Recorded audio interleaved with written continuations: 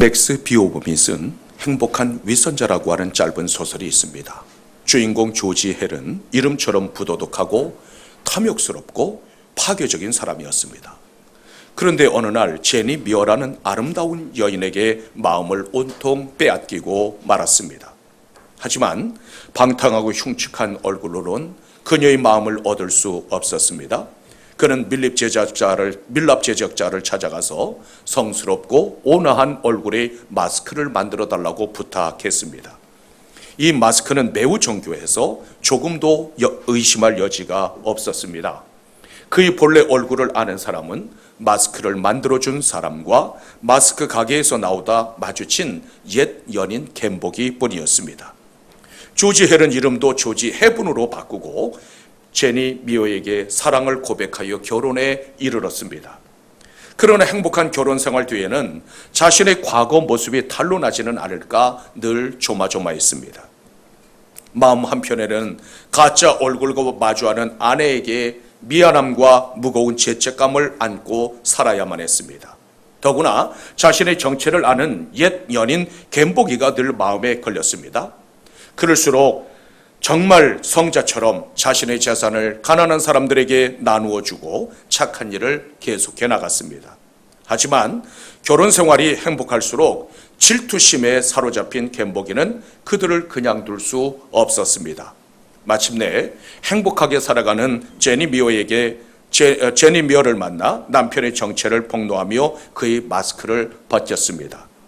마스크가 벗겨진 순간 놀라운 일이 일어났습니다.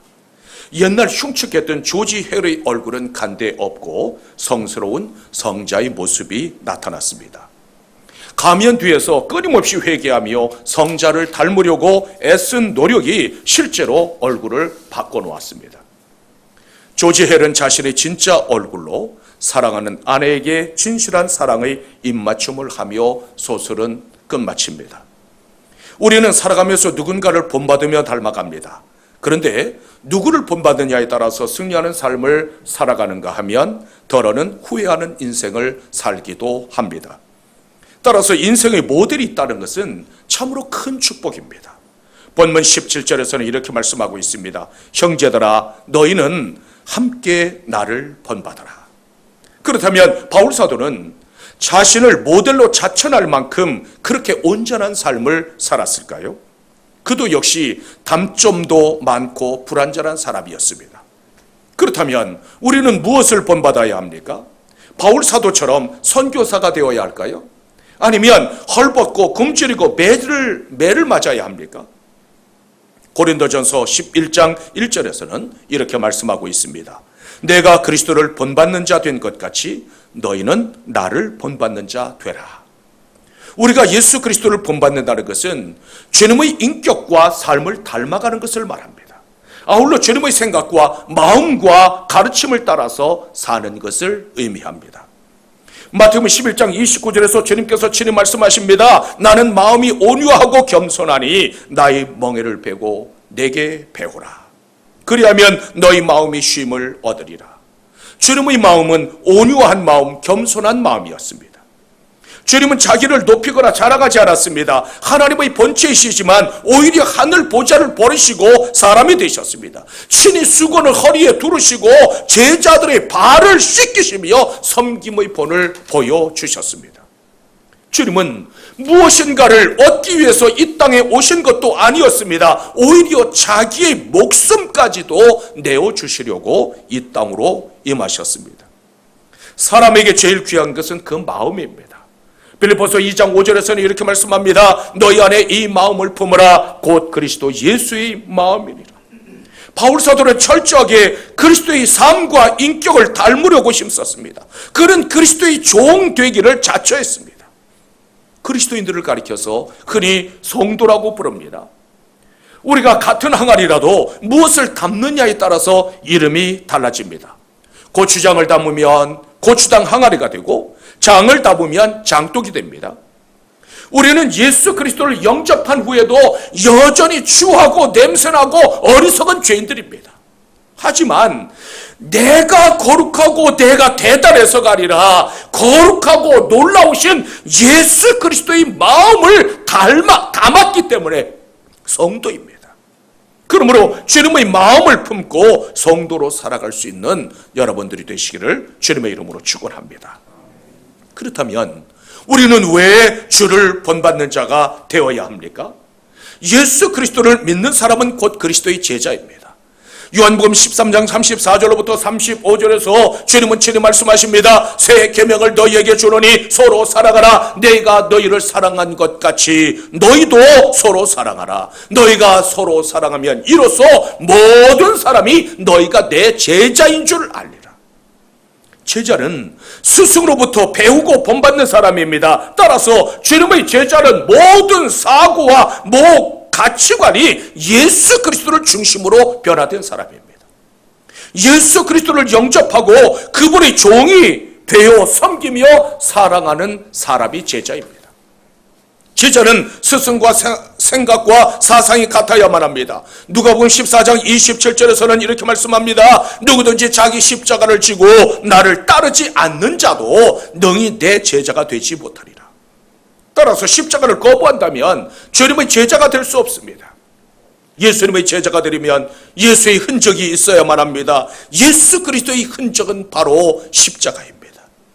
초대교회 성도들은 주님을 믿는다는 것 자체가 순교였습니다. 이러한 희생과 각오 없이 주님의 제자가 되려고 하면 시작하기도 전에 낙심하게 됩니다.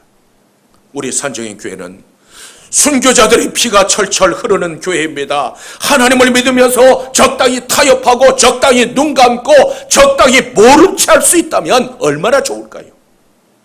그러나 십자가의 길에는 타협도 없고 회색지대도 없습니다.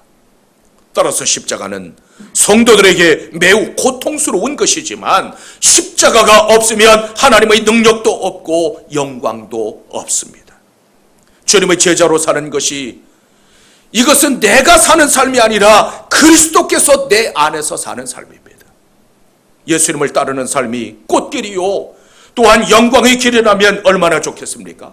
그런데 예수님을 따르는 삶은 그렇게 녹록지 않습니다. 고달프고 힘들고 눈물을 흘려야 하는 좁은 길, 좁은 문입니다. 마태복음 10장 37절에서 주님께서 말씀하십니다. 아버지나 어머니를 나보다 더 사랑하는 자는 내게 합당하지 아니하고 아들이나 딸을 나보다 더 사랑하는 자도 내게 합당하지 아니하리라. 이것이 바로 제자됨의 조건입니다.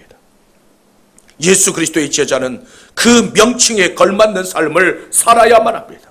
우리는 무엇을 하든지 하나님의 영광을 위해서 살아야만 합니다. 바울사도가 나를 본받으라고 고백한 것처럼 우리도 나를 본받으라고 하는 고백과 간증이 있어야만 합니다. 내가 완벽해서가 아니라 주님의 말씀과 주님의 삶을 따라가는 제자이기 때문에 그렇습니다. 예수 그리스도의 제자는 예수 그리스도를 보여주는 사람입니다. 그런데 예수 그리스도의 마음이 없는데 무엇으로 주님을 보여줄 수 있겠습니까? 마태복음 5장 16절에서는 이렇게 말씀하고 있습니다. 이같이 너희 빛이 사람 앞에 비치게 하여 그들로 너희 착한 행실을 보고 하늘에 계신 너희 아버지께 영광을 돌리게 하라. 제자는 그 마음에 예수 그리스도를 품고 이 세상에서 소금과 빛으로 살아가는 사람들입니다. 이 사명을 잘 감당할 수 있는 여러분들이 되시기를 주의 이름으로 축원합니다. 어떻게 하면 주님을 본받을 수 있을까요? 먼저 십자가의 원수가 되지 말아야만 합니다. 본문 18절 이하에서는 이렇게 말씀하고 있습니다. 내가 여러 번 너희에게 말하였거니와 이제도 눈물을 흘리며 말하노니 여러 사람들이 그리스도의 십자가의 원수로 행하느니라. 그들의 마침은 멸망이리라. 십자가의 정신은 자기를 부인하고 그리스도를 따르는 데 있습니다. 주님은 우리를 구원하시려고 십자가에게서 피를 흘려주셨습니다. 예수 그리스도의 십자가는 구원의 유일한 방편입니다. 그런데 원수는 적 또는 대항자라는 뜻입니다. 따라서 십자가의 원수로 행한다는 것은 예수님의 대항자로 산다는 뜻입니다.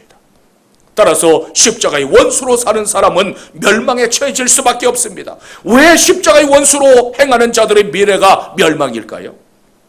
히브리서 10장 28절로부터 29절에 보면 이렇게 말씀합니다. 모세의 법을 폐한 자도 두세 증인으로 말미암아 불쌍히 여김을 받지 못하고 죽었거든.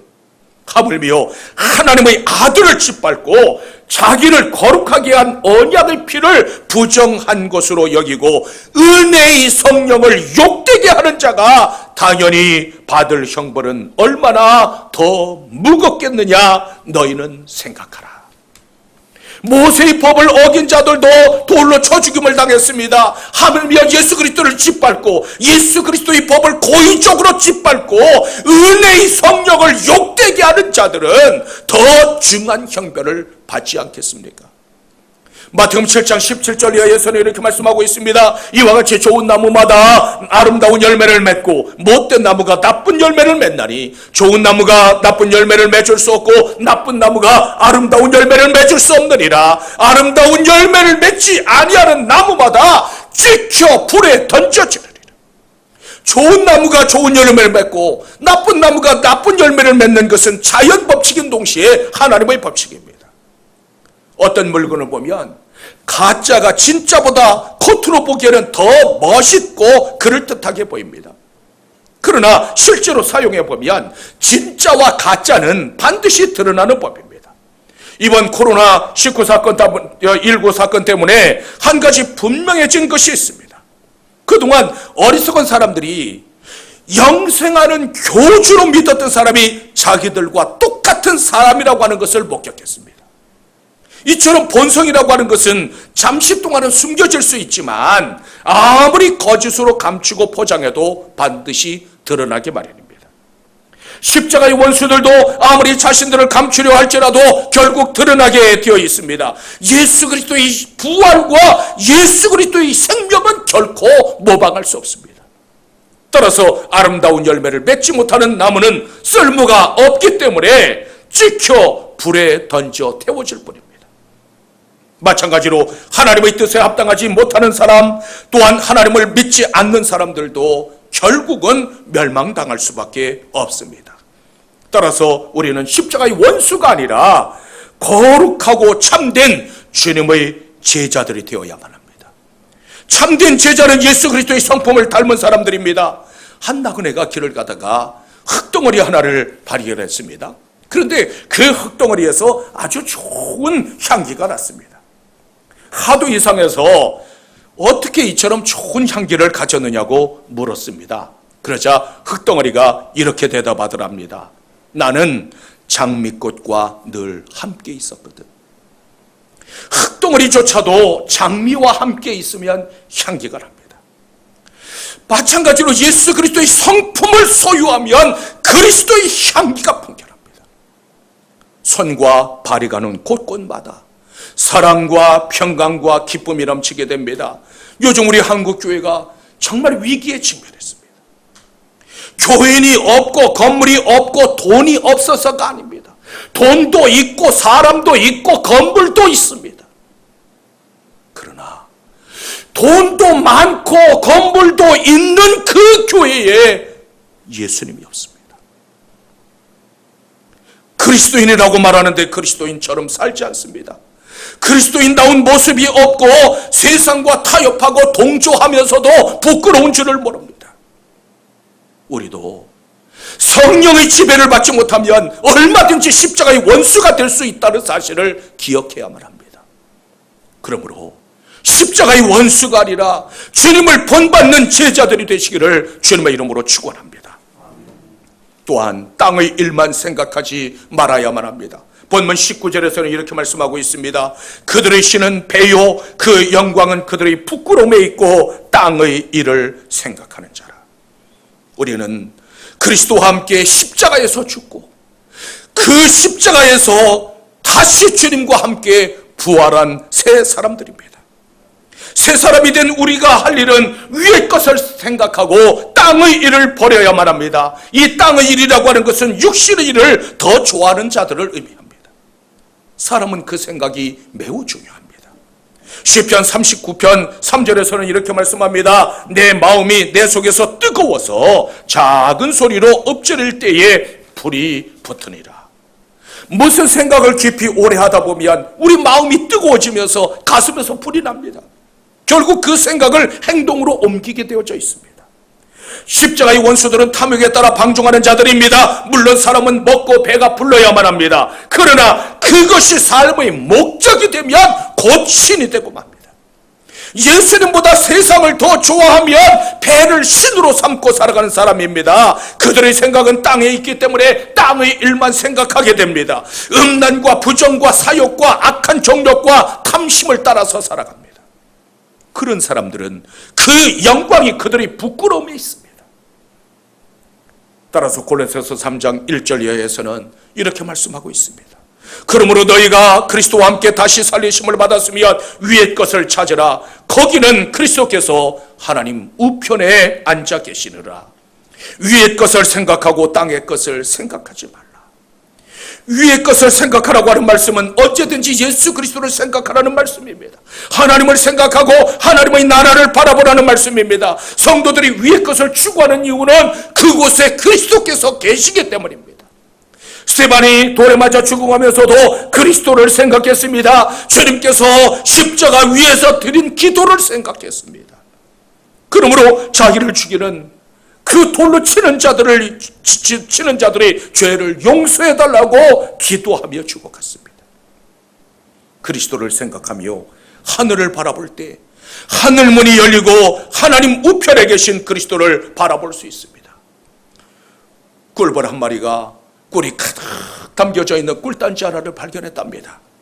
이제 더 이상 이곳저곳 저 멀리까지 다니지 않아도 마음껏 꿀을 먹을 수 있게 되어졌습니다.